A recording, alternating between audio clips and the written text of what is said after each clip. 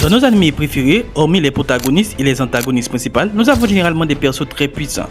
Nous avons plusieurs exemples comme Yamamoto dans Bleach, pour les plus connaisseurs Jiro le maître de l'étourdissement de Toriko et plus récemment Takamura de Sakamoto Dei. Mais l'inverse existe aussi. Il y a des enfants dans les animés qui sont extrêmement puissants et parfois plus puissants que les persos principaux.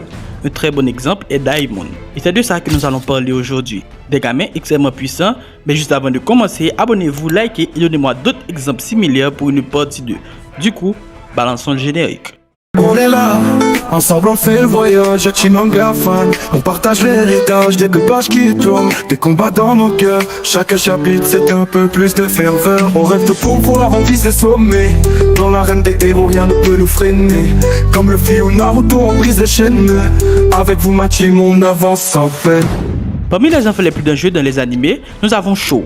Le mec a été élevé dans le camp des antagonistes et a poussé son pouvoir à un niveau supérieur. Il est non seulement un utilisateur de feu extrêmement puissant, mais aussi l'un des seuls persos liés avec l'Adoraverse, une dimension quasi divine possédant des flammes spéciales, ce qui booste ses capacités. Son pouvoir techniquement arrête le temps. C'est monstrueux comme pouvoir pour un gamin. Arrêter le temps reste l'un des pouvoirs les plus boostés qui existent, ce qui fait de Sho un véritable menace à seulement 13 ans.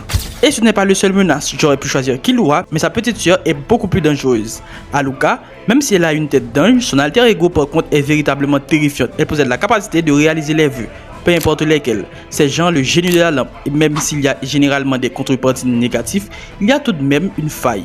Car Killua lui-même peut demander n'importe quoi sans contrepartie, ce qui fait de cet être, ou plus généralement de ce duo, un duo mortel.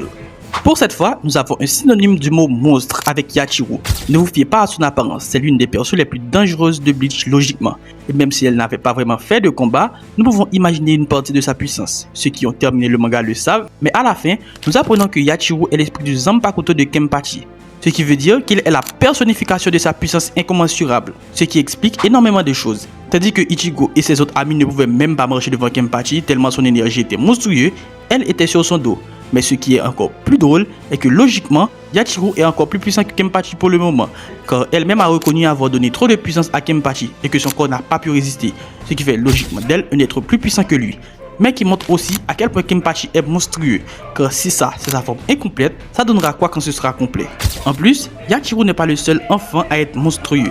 Le petit Kazui semble tout aussi terrifiant, que ce soit avec son regard froid ou encore ses actions parfaitement absurdes, que ce soit en faisant appel à des créatures étranges, en utilisant des techniques que même un ancien comme Code ne connaît pas, ou encore à détruire la dernière partie de la plus puissante menace qui est apparue face au Shinigami, Iwatch. Et tout ça en étant juste un apprenti Shinigami. Le mec a probablement un plus gros palmarès que Soifon. La menace était si grande que toute la Soul Society était en alerte, et même Aizen avait réagi. Et pour finir, le meilleur pour la fin, un personnage si puissant qu'il est difficile de faire mieux. Anos Voldigod. Le mec a littéralement un mois au début de l'anime. Et quand je dis un mois, je parle de son âge. Et oui, à moins d'1 an, il est entré dans la meilleure école qui existe. Le mot extrêmement fort serait un euphémisme pour décrire la puissance d'Anos. Si nous devons imaginer sa puissance, ce serait égal à une personne qui possède tous les pouvoirs de Dragon Ball, du Big Tree et des autres animés du genre Black Clover, Jojo Bizarre Adventure, Hunter x Hunter, etc. Et malgré ça, ce serait pas encore comparable. Il a tellement de capacités, vous pouvez aller voir son Wikipédia. Mais si vous voulez tout de même une idée, il manipule la réalité, les concepts, les lois naturelles, etc. Sans oublier son épée, qui peut tuer les immortels et détruire les choses indestructibles. Le mec a éliminé un adversaire juste avec le battement de son cœur, et rien d'autre. Les enfants sont parfois mortels, et si tu veux une partie 2, abonne-toi et donne d'autres exemples. On est là, ensemble on fait le voyage, Chimanga fan. On partage l'héritage des deux pages qui tournent, des combats dans nos cœurs. Chaque chapitre c'est un peu plus de ferveur. On rêve de pouvoir, on vise les sommets. Dans l'arène des héros, rien ne peut nous freiner. Comme le fil ou Naruto, on brise les chaînes. Avec vous ma team, on avance sans peine.